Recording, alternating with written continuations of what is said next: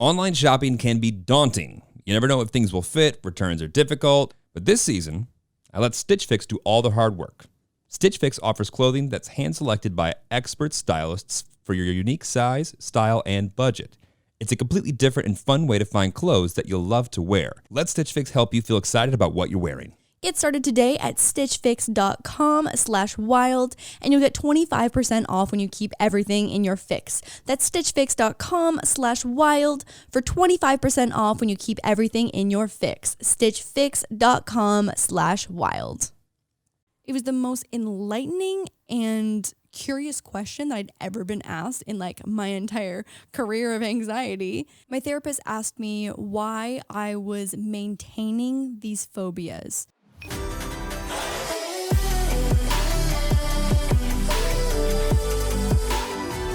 Wild Till 9! Are you ready? Yep, let's go home. Hey guys, welcome back to Wild Till 9 and the second episode in a row with guests. Or guest, I should say. Guest today. This guest Actually, today. guests.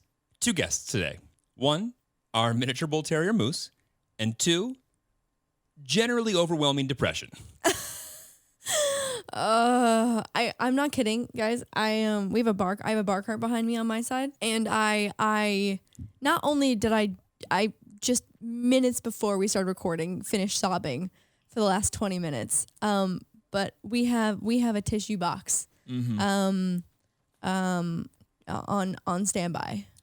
Yeah, and it's not like we have like any like bad news to break to you or anything. In fact, you know, I think actually the big issue is the last week there are a lot of reasons to probably be happy and be excited and happy and things that are going well. It's just there are a lot of things that suck in the world right now. You're making me cry. We haven't even started. Also, this is hangover cry. I want to be very clear. This is hangover cry.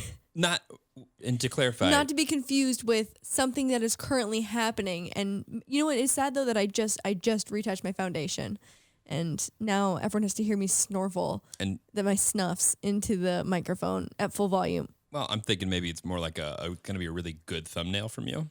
Yeah. Well, you're welcome. Anyways, sorry. Hi. Welcome back to Wild Till 9, the number one show in Latvia. Should I share the good news? Sure. Yeah. What's good news? I probably should have said this last week, but I forgot. But as of last week, which hasn't happened yet for you, sorry, time things, we just crossed 10 million listens. 10 million. 10 million people, 10 million times this show has been listened to in 30 episodes. That is so many people. Yeah. That is so many people. I also just want to apologize if we have any new listeners who came from the Pretty Basic podcast who have never listened to another episode. This is gonna be a banger. Don't get me wrong. They're all bangers. It's gonna be a banger. But if you're here for the dicks, if you're here for the sex stories, I would say 90% of the other podcasts are about that. If you just go up or down in the episode list, yes, it's probably you can you probably will get find that. one. I don't know what we're doing next week, but like we'll probably talk about sex at some point. It'll be relationship focused. Relations, yeah. I mean, and this week's episode is relationship focused for sure. Just we are mentally deteriorating, but together. Right. At least we have each other. How romantic. I mean, like, there's no way in the world that we can be alone in the sense of like just feeling sad about so much. Yeah. Do you want to talk a little bit about yourself and what's going on this last week, or do you want me to? Oh God, let's see how far I get. Okay. I had the worst week of my entire anxiety career. My career in anxiety in this past week. And I was just saying this on my vlog, is that like it's so crazy when you feel like you've hit rock bottom and your anxiety or mental health can't get any worse. And then it does. Yeah. And you're like, oh, fucking plot twist. Here we go. It could get worse. And it did. And I have been on a transition period for like probably the last 6 months of coming off of an SSRI after I found out that my brain has a genetic mutation that does not metabolize an SSRI properly. So I'm finding alternative anxiety-related pharmaceuticals to help treat myself because I'm broken. And that's okay. And that's totally okay. But it's finding the right combination of medications. So there was a lot of withdrawal symptoms coming off the SSRI because I'd been on it for 9 years. And it's just been a journey. So I now have so many medical professionals in my life. I have a psychiatrist who prescribes medication.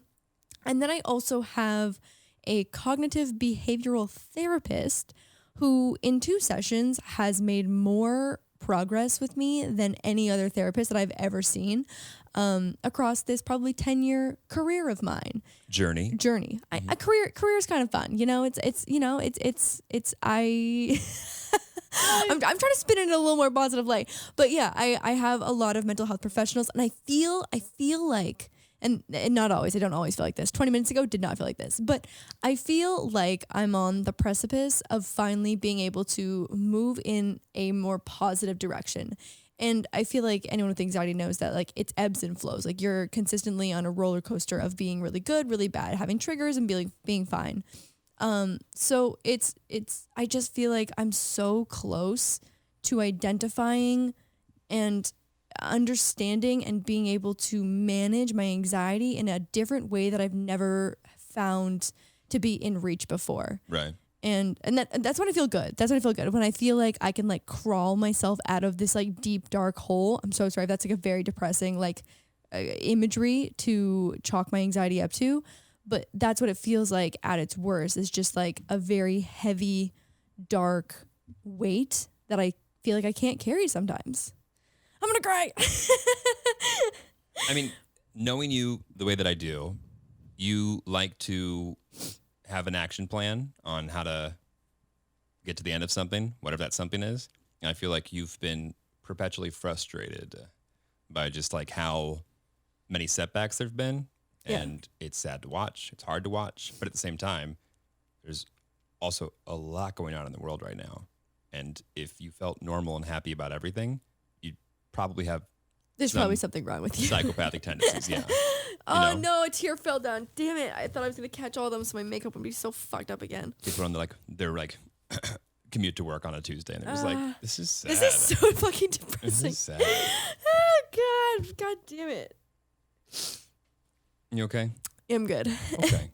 I can feel a tear hanging off my nose. Also earlier, Moose is so funny. He's it's not, I don't know if he actually knows when like I'm crying or not.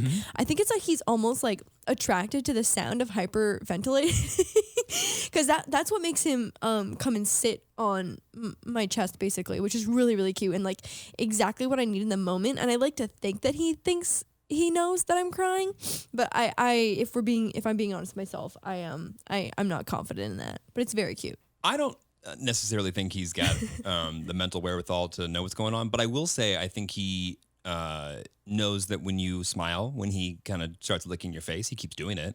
That's true. Yeah. So or he likes the salt lick. the salty, yeah. That is my that too. face. Probably that too. We'll just go with it. I was Yeah. I don't know. I was listening to some podcast or watching some show, or I don't know, like a couple weeks ago, and it was some comedian like actively roasting and making fun of Dixie D'Amelio for saying that she felt sad in her song. And like I had the moment of like, yeah, you're right. She is crying from a mansion. That's ridiculous.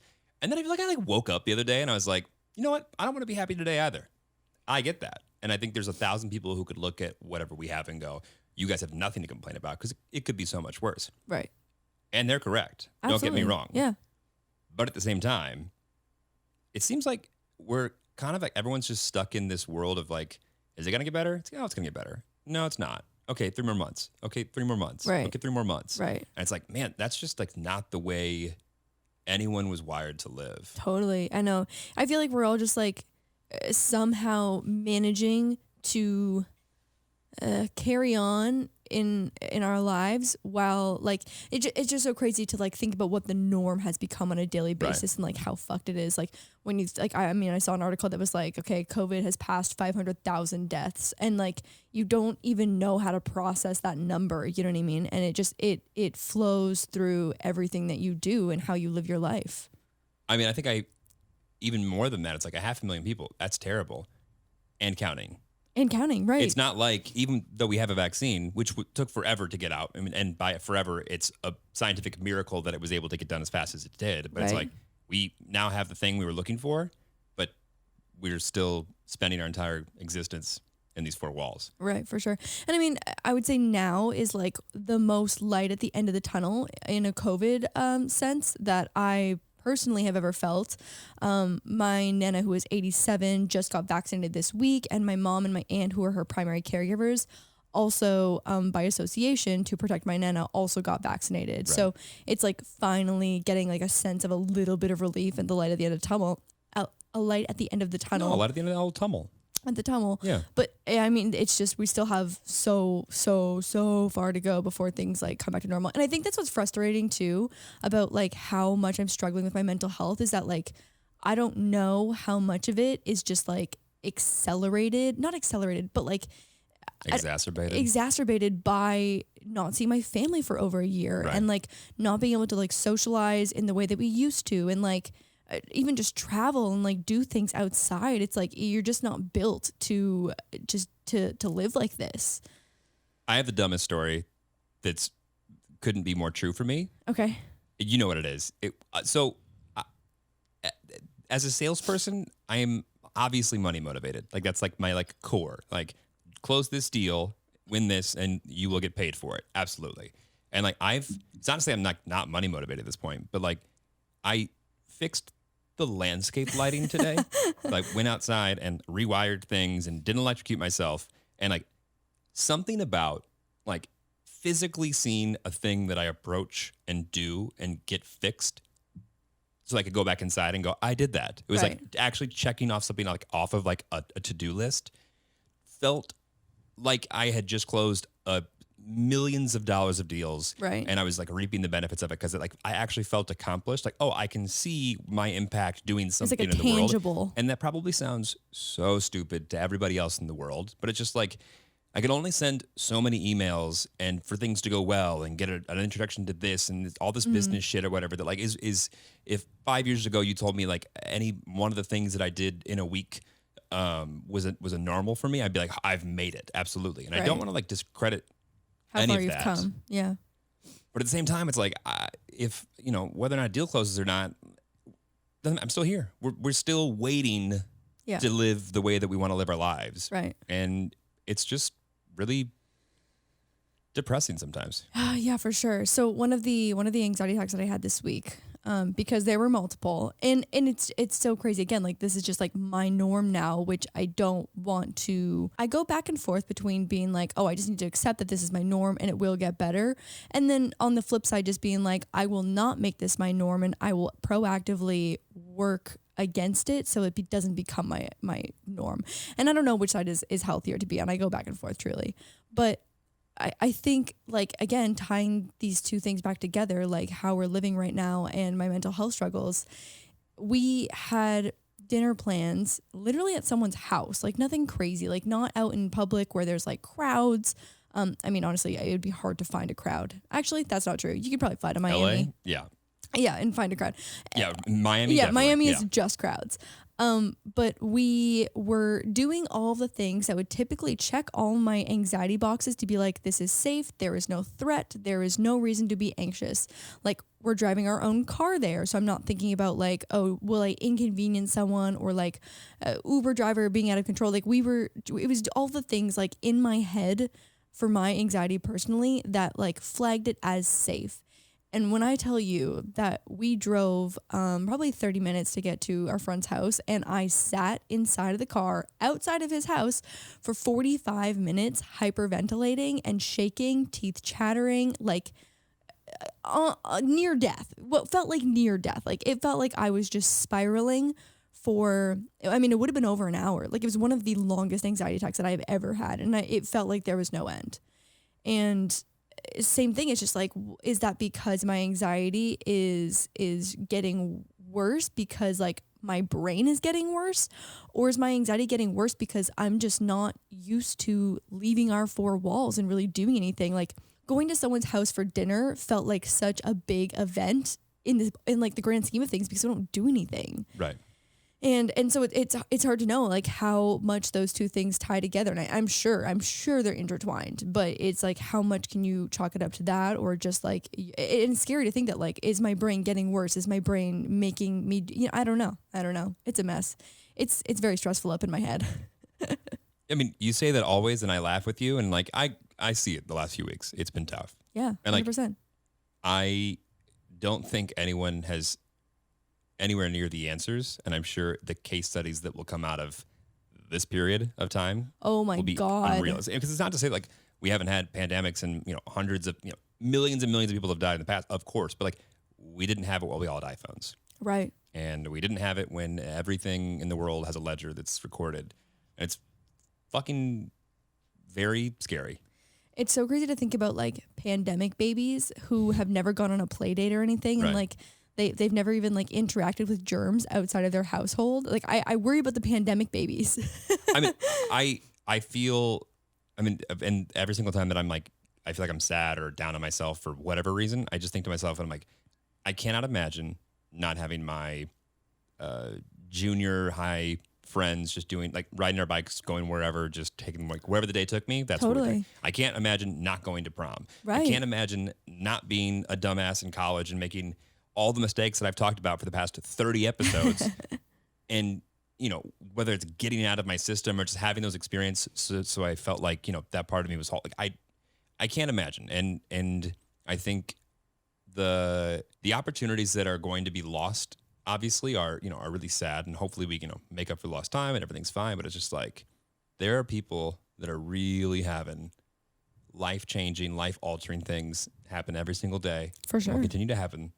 And we're just kind of all waiting for good news. Yeah. It sucks. Sorry, we're being depressing right now. I know, but I just feel like we're all living in the same world though. You know what I mean? So it's not, I don't know. I just feel like I'm sure everyone goes through waves of feeling how we're feeling right now. Maybe not right now, but maybe at a different time at some point. Cause it's been over a year now. So it's not something that I'm sure others haven't felt before. And like, I see the patterns of the people that, say what they do for a living. And it's like a lot of nurses that listen to this podcast, a lot of teachers that listen to this podcast, a lot of people in tech, a lot of things that I don't think the way that they did their job and the way that they learned how to do their job and the way that they were probably excited about doing their job in the first place. Like, I don't think any elementary school teacher was prepared for a world where she wasn't able to connect with kids. I know. I mean, you see so many TikToks of like these incredible teachers, like singing their teaching songs Yeah. through the Like, screen. All and of my like, friends that went, I was an education major in music. Right. And like, there's imagine Snapchat. being a percussion major right now through the screen. Like, what Right. would you even do? Well, like, a buddy of mine, Nick Johnson, back in like University of Kentucky, shout out Nick, he is just kind of like hitting his stride as like someone who loves what he does and loves to connect with kids and teach and everything. And like, I see like his like close friends on Instagram and Snap of just like, well, and there's another lesson plan that like I hope resonated with people. Right. And it's like, it's as bad for the kids as it is the teachers. Oh, absolutely. Yeah, know? it's hard for everyone. I don't know what, I think we see how bad anxiety and depression and people's just general lack of being able to be themselves in this weird changing world. And Yeah. and that's now. Can you imagine what's going to be in 4 or 5 years when this has happened for God knows how long and it's introduced more issues into everyone? It's really scary. I mean, fuck, I think about it all the time because like I'm not someone who's ever struggled with depression Right. until this past year, until 2020. And again, it's the same thing. Like, is it because of the pandemic? Is it because of my mental health? Is it because of a combination of the two, which is probably the most likely? And like taking that forward, like, is that something that I will carry with me for the rest of my life? Like, I don't Yeah. know. And it's fucking scary to think about that. Yeah. And I mean, I think a lot of it was too coming off of the SSRIs because I was on such a high dose, again, because like I wasn't metabolizing it properly. So I was just like running through such a crazy amount of Celexas, what I was on, and then Zoloft. But like, I have post-cry brain fog right now. And I'm losing my trains of thought. It was multiple trains. Oh, I got it. My trains of, that's what I'm saying. Like, there are many trains coming and leaving from the station, and none of them are good trains. They're all like No, broken. I get it. They're all broken trains. No, what I was gonna say is that my brain was going through chemical like imbalanced gymnastics at the very beginning. And again, like there are so many factors contributing to like the mental breakdown that is my brain the last year. And again, like I don't know if it's just continuing to get worse and worse and worse because we're in this pandemic for longer and longer and longer. I I can tell it work in the way that I communicate with people. It's weird because there are more touch points with people than ever because everyone's home and can take technically 8, 9, 10 calls a day. And Right. there's more touch points and they become less and less meaningful as the month goes on. Right. And like the amount of times I feel like if I'll put a lot of thought or work into an email or a call or a meeting or whatever kind of thing, it's almost like I get done with it and I could have just been like said the bare minimum and people would have been just fine with that now. And it's very odd and it's very strange. And I think it's people just feel like they need to like be a thing that they know they're supposed to be. Right. But no one is happy doing it. Right. We were just having this conversation earlier too, is that like, I feel like my usage, we got a bubbies coming up on the couchy. We got a bubbies on the couchy. Oh, you're going to overheat with that blanket. Oh God, here we go. Wow. The video watchers are in for a treat. Audio listeners, you should mark this timestamp right now just so you can, even if you don't watch the video portion, you should screenshot this timestamp so you can see Bubbies right now in his little blanket burrito on Jeremy's lap right now. It's very cute. Oh no, more train left the station. I don't know where it's going. Oh, social media. I am spending an unhealthy amount of time on social media because, again, like there's just more home time. Like I think about if I were to go spend a day with friends doing something, Right. You check your phone when you leave and you check your phone like, a few times just to make sure like nothing crazy happened while you were gone. And then you check your phone when you come home like 8 hours later. But now it's like if I'm working from home on the computer for 8 hours a day and so much of my job is already on my phone on the computer, like I'm constantly talking to like 3 people at all times. Yep. And like that it's just draining. I'm on social media too much, checking what like other people are doing. And I think this is a deeper conversation about like social media painting a picture of like what this dream life looks like. And I mean, like, I can be guilty of that as well. Like, I've just, started just taking photos of my outfits in the house because that's like the best that I can do. But I'm still posting photos that like look happy and put together. But like on the real side, I will take 5 outfit photos in one day so that I can have quote unquote content. But it's just like, I don't know. So social media is just such an illusion. And I think even as someone who creates social media, it is detrimental to my mental health as being a viewer and a consumer of every platform, to be honest. I moved Twitter to like off my homepage onto the second swipe of the homepage, and it was the best fucking thing that I ever did for my mental health. I mean, it's odd, and I feel it's like very meta to speak to this, but it's like looking at the comments and the interaction and the engagement of what goes on with the podcast, what goes on with your vlogs, what goes on with the main channel and everything.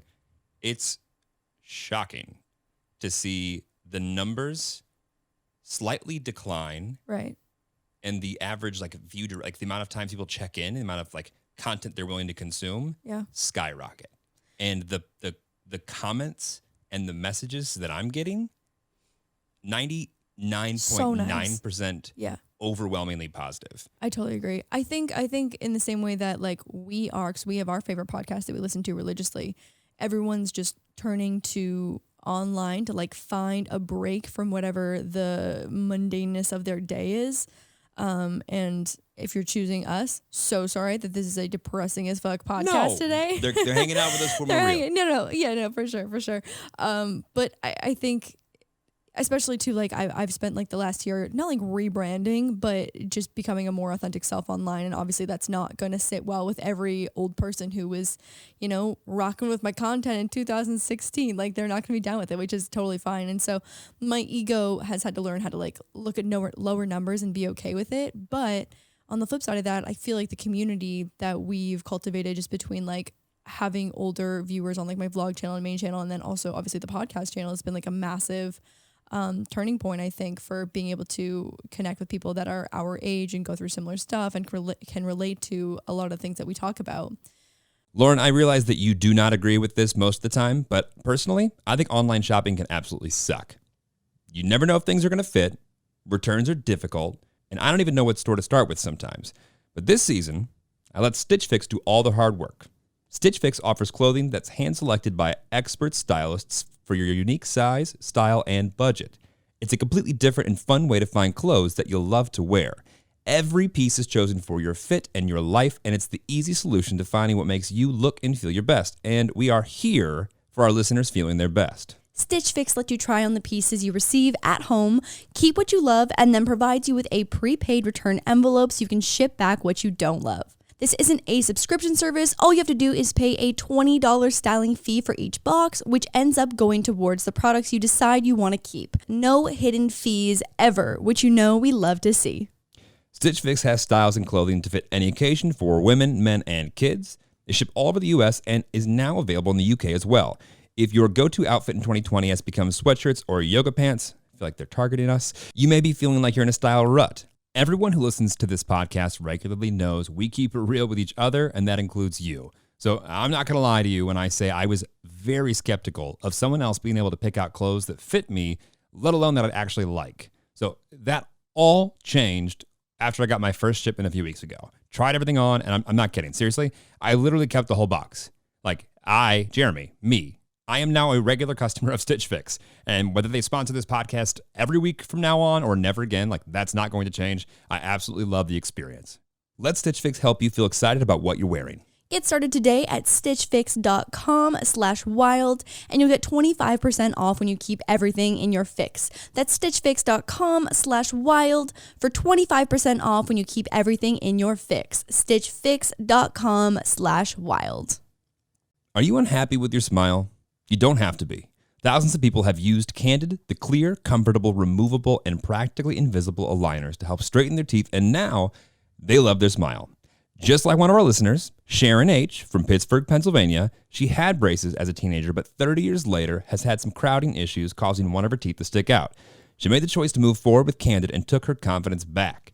Candid is here to help straighten your teeth so you can fall in love with your smile too. Your treatment is prescribed and closely monitored remotely by a licensed orthodontist who's an expert in tooth movement. You'll have the same quality of care you'd get from an in-office orthodontist from the comfort and convenience of your own home. We know how much I hate going to the dentist, so being able to get this type of care from your own home is so valuable. Candid also works specifically with orthodontists while other companies go through dentists. Candid costs thousands less than traditional braces, and the treatment can be as short as 6 months. Plus, the orthodontist you are paired with at the beginning will see you all the way through your entire treatment. Say goodbye to braces as an adult and sign up for Candid to get a great smile that you've always dreamed of. Become your best you. Start straightening your teeth today. Right now, you can save $75 on Candid Starter Kit. Go to candidco.com/wild and use code WILD. That's candidco.com/wild, code WILD. Take advantage of this limited time offer to save $75 on your starter kit. candidco.com/wild, code WILD. Fucking again, this post I was so close. No, that was so that was a good close. point. I mean, might I hop in, tag me in? Yeah, go tagged in. Jeremy, go ahead. It's like when you think about the numbers, it's just like, and not think about the numbers, but just 10 million people have listened to us rant and rave about, dumb things, but just like whatever's happened. And it's interesting because I see the same 100, 200, 300, up to probably 1,000 or 2,000 people interact with it and say something and like add their input and their piece. And it's like the common denominator is always, I enjoy hanging out. I enjoy watching you because I feel like I'm hanging out with you. Right. And I hope that if there's one thing that we can, I hope we can figure it out, but like, I hope that there's one thing that we can learn and get better at as well as like really kicking the curb to the aspirational bullshit. And if there's something aspirational about us or what we talk about or what we do, cool. But I'd rather people feel comfortable and hang out with us for an hour a week for however long we do this. For sure. Over any other vanity metric of views or everything else that's just honestly bullshit. Yeah, 100%. Wow. This is a... On a lighter note, actually on a worse note. Okay, go bad and then go good. What you got? Not sure. Okay. I have an important announcement to make. Okay, go ahead. Lauren embezzled money out of the Wild Til 9 account last night. Oh my God, I straight up stole money out of the podcast account. Good news, there was money to steal. There was money to steal. There was, honestly. My mom was so funny. We were on FaceTime today, and she's like, I know that you guys joke about not making money, but are you actually not making money? And I was like, the answer is Okay. Oh no. Let's be fair. Revenue does not equal profit. Revenue does not equal Business profit. majors out there, okay? Yeah. And the problem is you're expensive to work with. You're expensive to work with. We're expensive in our own ways. But I will say, getting a business off the ground with your ass, and I've complained about this before, and I'll complain about it again. Go ahead. It's just more expensive. Yeah, It's it is. expensive trademark lawyers, it's expensive business admin and management. So it's just like, realistically, after everything is taken a cut and everything, we got to make a lot of money before we make any money. Yeah, 100%. And then in Jeremy's side of being expensive, we have the best of the best of the best of the best of the best of every piece of equipment you could ever have. Oh, really? So when you can see my red nose, puffy eyes, and where the foundation has gone off of where tears have rolled down my cheeks, you can thank these expensive ass cameras for that high quality content that we are bringing to you right now. I think it's important to put your best foot forward online. There's a lot of bullshit content out there. I would love if I was a little bit out of focus just for this podcast. It'd be okay. Fine. It'd be okay. But yeah, Lauren pulled $10,000 out of our account. $10,000. $10,000 at about 1 a.m. Okay, let me explain. God, you just put me on blast like that. Yeah, I straight up stole money. And by the way, only reason we have $10,000 is you. Thank you. And the people that are here from like the Pretty Basic episode and this their second episode, they're like, this is fucking weird. This is weird. I'm not interested in that kind of thing. Okay, so what happened was is I have invested in some cryptocurrency in the past. And due to recent events with NFTs and Blau and Logan Paul, and I sound like the biggest fucking right now, and wow. I am aware. And real quick, she talked about joining Reddit this week, and now she's talking about NFTs. NFTs. Yeah. People are like, am I on the right podcast? No, I don't know. I don't even want to get into it. Anyway, go back to what you're saying, Craft Girl. Anyway, see, Craft Girl Invests is what this podcast should be called. No, Craft Girl Depressed is what this is going to be called. Craft Girl Cries. Yeah. Craft Girl Depressed. Craft Girl Spiral. So I after, in light of all these recent events, I wanted to buy more Ethereum because NFTs are bought with ETH. Is that right? Yeah, Ethereum. Yeah, Ethereum, but it's ETH, isn't ETH? It's one. That's like saying like a bit. Or okay. cash. So it's just Ethereum. Got it. Yeah. Anyway, I want to buy more Ethereum. And on these apps with Coinbase and Robinhood. And why are you looking at me like that? This is great. I continue. Oh my God. And also, I just want to be very clear. This is not investment advice. And I did this at 1 a.m. And my business managers are probably not going to be very happy with me when they get the email that I will send tomorrow to say that I stole money out of my other account. Nope. Our account. Oh, Our account. There it is. So what happened was my bank accounts are all linked. So I've got my personal, my corporate account, and our joint account for the podcast. Okay. And for whatever reason, didn't we just say we wanted to be relatable? And you're like, I've got this account, this account, this account, this account. no, it's having like a checking and a savings account. No, yeah, I'm kidding. I got my business. I'm being facetious. I'm just giving you a hard time. You finally perked up and stopped crying so I can make fun of you a little bit. What's a Continue. So the business, the personal, and the podcast account. And for whatever reason on Coinbase, when I logged into my bank account, it only gave me the option to take from the podcast account. And how convenient. And how convenient. Mm-hmm. And because I think in the next coming days, I think Ethereum is going to, what do the people say? To the moon? Is that what it is? Sure. To the moon. If you could just look in the camera and say, stocks only go up. Stocks only go up. Okay, that was weak. Continue. Anyway, I felt last night that it was absolutely necessary that I buy Ethereum at 1 a.m. on a Saturday night. And I, because to get my bank account set up properly, it's gonna be like 6 phone calls, 4 emails, and probably 2 weeks with my business managers. I couldn't do what you do. It's very frustrating. We are back with a sponsor who means so much to me personally. Since I've been on my anxiety journey and trying to find what works best for me, BetterHelp has been a huge ally. BetterHelp will assess your needs and match you with your own licensed professional therapist. It's efficient in helping you connect in a safe and private online environment. You can start communicating with your therapist in less than 48 hours. BetterHelp isn't self-help. It's professional counseling done securely online. No more time spent in the waiting room. You can get the help you need from home. You can send your counselor a message at any time and can also schedule weekly calls. If something is preventing you from achieving a goal or interfering with your happiness, it's time to get on BetterHelp. BetterHelp has licensed professionals specializing in depression, stress, anxiety, relationships, sleeping, trauma, anger, family conflicts, LGBTQIA plus matters, grief, and self-esteem. It's more affordable than traditional offline counseling, and they even offer financial aid. Mental health is so important, and taking care of yours is a priority. BetterHelp will give you what you need to cultivate a healthy mind. Affordable, efficient, convenient, and professional. I want you to start living a happier life today. And as a listener, you'll get 10% off your first month by visiting our sponsor at betterhelp.com/WT9.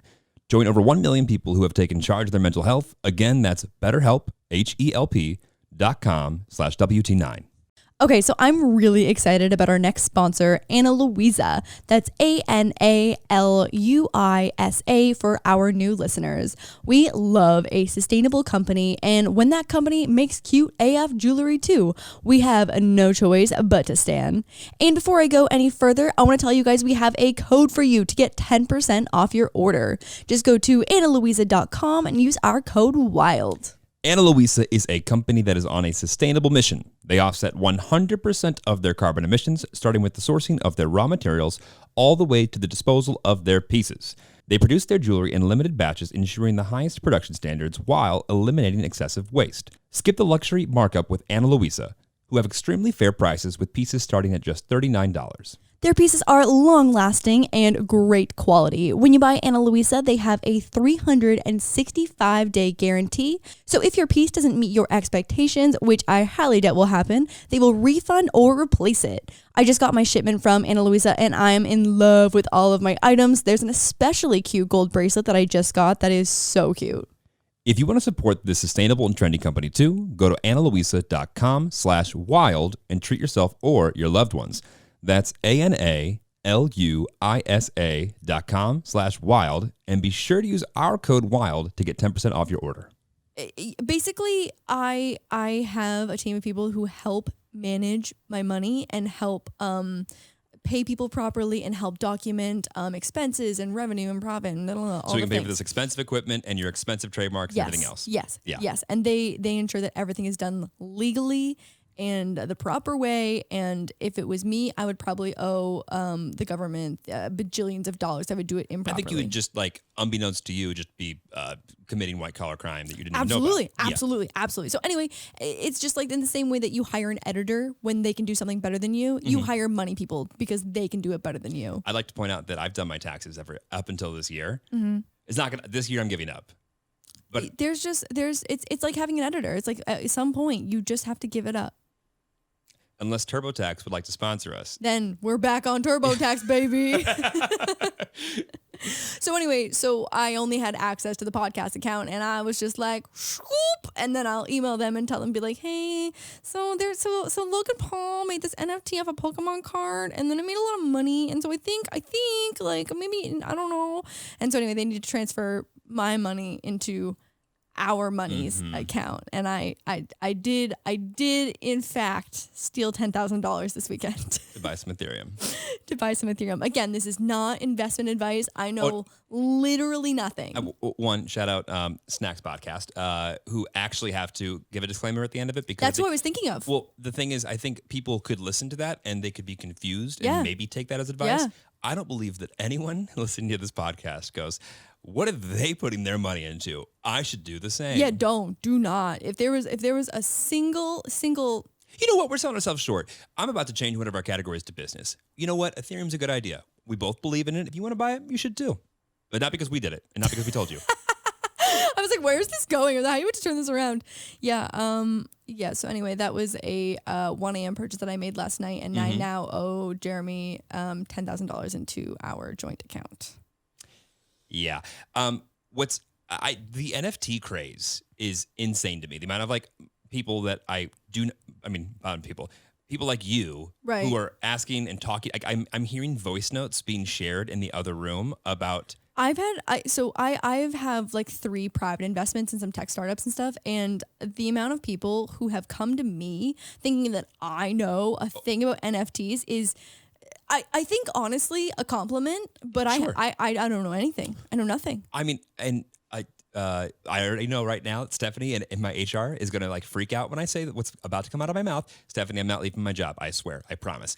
But I have had three out of the blue sizable job offers to work in NFT this week. Really? Yes. I mean, sizable. Huh. Stephanie in HR? I'm not leaving. Stop. Don't do that. God, every time I say anything, Stephanie and a raise, this would be a good time for a raise. well, Poor anyway. Stephanie, just like sweating at home this is listening to not how you podcasts. negotiate for a raise. I don't. So if you're big okay, so NFTs, get down there. Fungible token. Fungible? Yes. Fungible. Yes. What the fuck is a fungible? It sounds like fungus. No. So fungible Yeah. is like a physical thing. So Like tangible? yeah, like a dollar is fungible. How do you spell that? FUNGIBLE, I believe. Fungible. So be wrong. non-fungible Token. token. Token like exchange. Like think Yeah, like yeah. would put a little token into like an arcade game. Okay, I'm not 16. I know what a token is. We have listeners that are international, Lauren. I guess. Hi, Latvia. I feel like it's literally only the Gen Z who'd be like, "What's a token?" Because True. they would never go to like an arcade to like put a token in arcades or are something. dead now. Yeah, that's a germ cesspool right Anyway, there. of point COVID. is, I think it's a very interesting world. I've been very interested in it for years, and I am fucking just so oddly interested in the fact that you've now shown an interest in the last 2 weeks, and I'm excited. And I'm not taking any of the offers, Stephanie. I'm staying at my job. God, this podcast has been, I think, like a it hasn't been like my job very much supports this podcast. It I really love that. does. Yeah. They really do. Yeah. But it's always interesting when like my clients at major media companies will start a conversation of like, so I saw the last episode of your podcast, and I was like, what? Ooh. Yeah, They're horse tranquilizers, huh? The 90s were a good time. Yeah. You would have enjoyed it. And I'm like, you too? Okay. Okay, good. Okay. We'll just fast forward to there then. I love that for you. I feel like that. You know what though? That's the one great thing about being on the internet is that like, and this can absolutely work against you as well. But like it for me because I feel like I'm so similar in real life as I am on like online life. Right. When someone meets you and they have like a preconceived notion of like who you are, and I have no guilt there because like it really is who I am. I'm like, fuck, you already know what the fuck I'm about. Like you already, okay, sir, will you stop punching the microphone? We got these new expensive mic arms. And right. And so, Jesus Christ, stop it, Jeremy. Oh my God. Also, Moose is adorable right now. He's full out of sleep. Continue. Continue. Oh, Post cry God. brain frog. Post brain frog. Okay, good. Yeah. Not that I want to incentivize people to be sad by any means, but I would really appreciate if, someone shares this sentiment. I don't care what social platform you on or what you engage on. Like, feel free to let us know if we're not alone here. I take comfort in knowing that people relate. Are also sad. No, just relate to whatever it is that we're going through. I've said this 1,000 times. There is nothing that makes you feel less alone, especially like on an anxiety front. Like when I've talked about like emetophobia and just like anxiety in general. Like it is so comforting to know that like although you feel so like dark and heavy and hopeless sometimes, that you are not alone in that feeling. Even though you might be spiraling, personally alone. So it might be a solo spiral. It is comforting to know that someone else out in the world is also having that solo spiral experience. Well, I think like especially before the internet, right? And I don't know what would have happened if like this happened before the internet, but like I feel like everyone felt like they lived in a vacuum, Right. And especially when you have parents that are very much like, if we don't acknowledge it, it doesn't exist. And Totally. just go, it's a phase. Yeah. And like I understand the intention of wanting whatever it is to just pass, but sometimes I don't think you can let things pass until you acknowledge that they're a thing that you can actively overcome, as opposed to something that you just assume will just drift away as if it never existed. Shit does not just drift away. Nothing fixes itself magically overnight. Nope. I mean, even on a more like recent example, like we went to go record the podcast at 8 p.m. and I felt like I was on the verge of tears. Just at every breath out could have been a sob. You know what I mean? Like in like those moments where maybe you don't relate to this that much. I feel like you don't cry that often. Actually, the last time Jeremy cried was in Men in Black 3, and that's kind of been like the last merited. of it. Yeah. You know what? Fucking epic ending. Yeah. I won't spoil it for you, but Men in Black 3, real tearjerker. At any point in time, I'm spoiling the finale of Men in Black 3. You haven't done something correct. So if you haven't watched Men in Black 3, watch 1 and 2 1 first. and 2, yeah. Yeah. And then, circle back. Anyway, I was like, it was when you have the lump in your throat and your eyes are starting to well, your nose, you can feel it's preemptively getting stuffy because you know you're about to sob. But like, and there was just no world where we were going to be able to, I was going to get through a single sentence. And so anyway, I needed to cry. Like it needed to, same thing. You just can't like, it's not just going to go away. Like sometimes you just don't want to be happy. Well, fucking Dixie, preach it. Like I know that like people really, really gave her heat for like making such like a quote unquote surface level like title and song. But like, fuck man, sometimes you just like. Oh, I literally was thinking to myself there, like I was joining in the, why would she, I guess I was more along the lines of like, why would she release that Like, that's song? not deep. Yeah. And now I'm sitting here thinking to myself, we just talked about how we pulled 10 grand out of the thing that we don't make money on last night out of the blue or whatever. And we're complaining about we're being sad. But you know what? That's how we feel. And Right. hopefully of the 300,000 people that listen to this thing every week, there's some people that can relate to that. 100%. And that's okay. And I mean, and here's the thing too, is that like everyone has, positive and like bright moments like in their life. You know what I mean? Like we have, again, we're so lucky to be like very financially stable. And we have Moose who is panting on the small couchy right now, probably because he has to go potty. But we are so blessed to have such a fucking awkward little dog that we love so much. But it doesn't mean that the bad doesn't feel bad. I'm just lucky to have you. That was so nice. Genuinely, Jeremy has been the fucking rock of my week this week. Oh my God. And also too, like having a partner who accepts and understands and supports mental health is incredible. If you struggle with that and your partner cannot be there and is not willing to learn how to be there for you, you need to find someone else. I don't care how great they are with other things. Like if that is something that is a big part of your life and that your partner can't be there for you in the way that you need them to be, it just absolutely is. It's meaningless. But I'd like to point out that for the majority of my life, I would have been the first person in line to say, just get over it. Right. Like this is not something that I learned as a kid and Totally personified. Like I don't think that I took mental health, anybody else's or my own, serious up until 4, 5 years ago. Mm-hmm. And it's just, I think so many people are taught to look at what's, what they want and stop at nothing to get it and just work. And if you can just work harder than the person to the left and right of you, and once you get there, then you can enjoy it. And it's like, that is total horseshit. Yeah. And also, I just don't think that we as a society have figured out how to value people's hard work along the way in a sustainable fashion. Right. And it's equally sad. Yeah.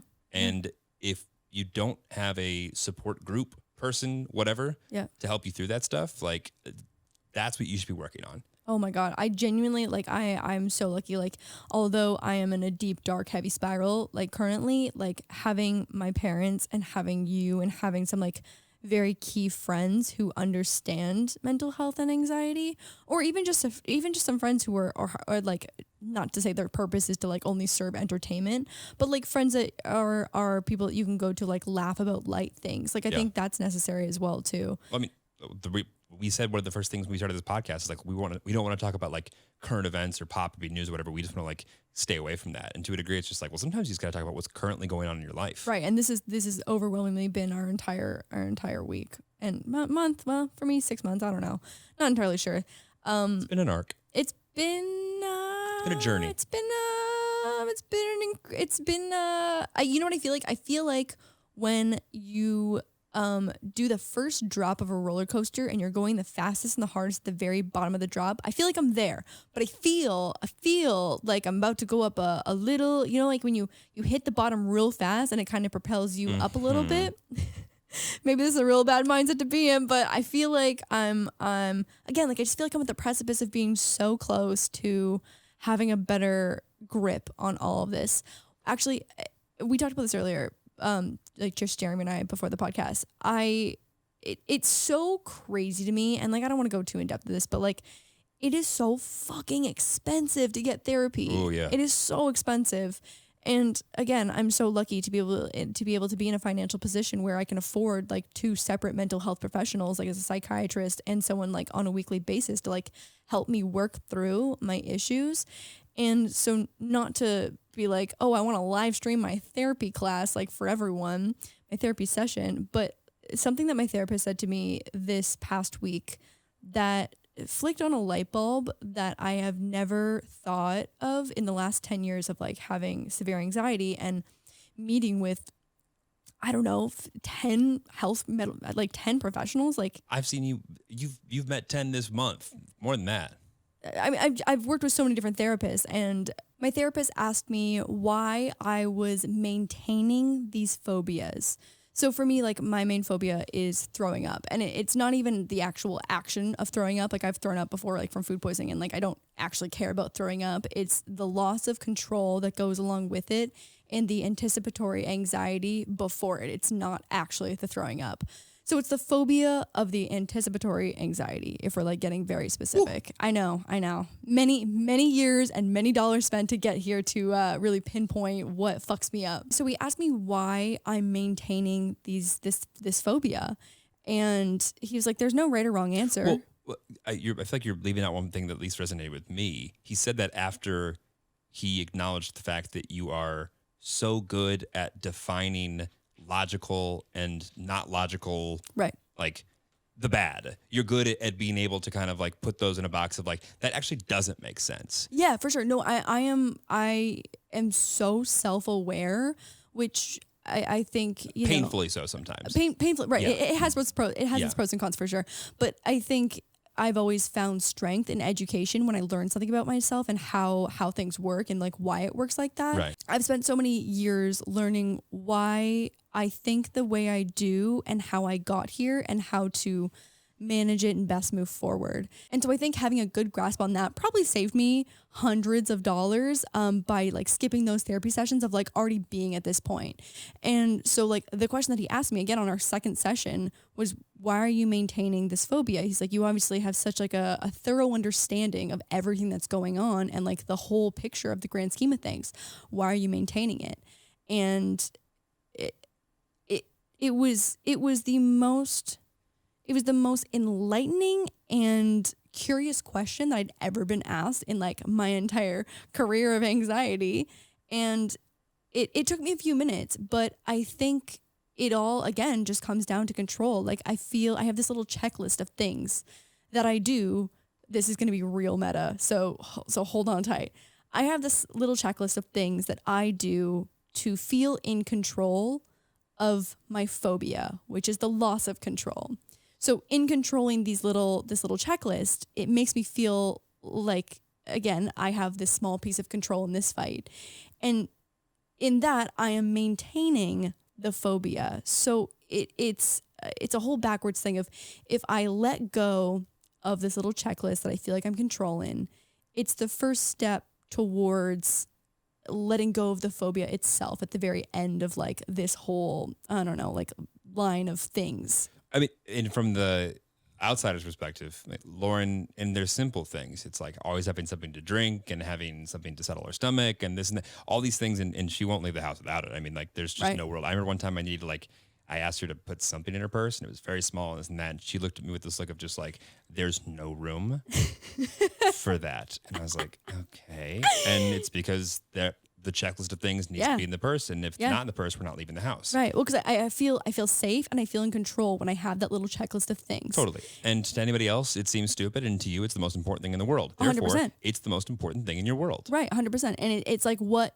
keeps me functioning, or like what I think keeps me functioning. Obviously, like when I think about the reality of like what keeps me functioning, it has nothing to do with having Tums and having Pepto and having water with me. Like I am fucking made of 80% water. Like, and I'm hydrated. I don't need that water with me at all times. But it's the idea of having this small piece of control, and I'm maintaining the phobia at the end of all of this because I can't let go of that little checklist. But I mean, I think that is so indicative of the way that so many people live their lives, either hyper focused on all the things that they can control and just like working around the clock to just like continue to like hold on to that, or completely ignoring it and not even thinking about it until it runs them over because they put it off for so long. Right. And I think there's obviously a lot of much healthier gray area in the middle of those two. For sure. But I think it's everyone's like struggle and balance to figure out how it is they can get to the middle point without, causing harm to others and themselves. And self-destructing. Yeah, for sure. So anyway, so I identified, why I am holding on to that phobia. And so letting go of that is going to be another question and journey, and we'll keep you updated on that. But it was super interesting. And so I don't know if that applies to anyone. You can ask yourself that question. Again, maybe here's a little free piece of my therapy that you can use as your therapy. But yeah, it was what that shit had me thinking for days afterwards. No, I mean, therapy is expensive. And not only is therapy expensive, it's a luxury in time, in having someone that you can speak to, having parents that understand and respect it, having friends, like all of it. There's so many moving parts to it. And at the end of the day, I think we're getting better about creating new options. But I think we are, as far as like the advancement in so many other parts of our society, we're pretty archaic as far as being able to actually help what's going on between our ears. Yeah, absolutely. I mean, again, I think you said it right. Like, we are the closest and the best that we've ever been, but there's still so far to go. Yeah. There's still so far to go. I don't think that there's any other better way to send people off than saying feel free to use whatever platform that you're listening to this on as your community. Hopefully there's somebody else that can reach out to. And I urge people to continue to be as positive as they have been in the comments, to us as well. But I would prefer you be mean to us and be nice to other people in the comments. For sure. Lauren's, I can tell outside of all the things she's dealing with, is also trying to come up with some form of hybrid Reddit, Pinterest, everything else to be able to talk about her things. So, maybe next week she'll be talking about the social media app she's going to be launching to fix all these issues. I will say, like, just watching Lauren's brain work and like going to get information constantly and then going, that's too much information, and then going to get more and too much. And this like constant balance is like, you stress me out. I stress me out. Absolutely. But as the person who is supposed to be a rock right now, I'm like, okay, yeah, it's fine. Oh, that's fine too. Okay, got it. But it's a journey. It's a journey. Fortunately, we're on together. That was so nice and so cheesy. I loved every moment of it. I love you. I love you. We will be back with your regularly scheduled dick appointment next week. Oh yeah, I love our dick appointments. So nice. Okay, I'm gonna go now. Bye. Bye, guys.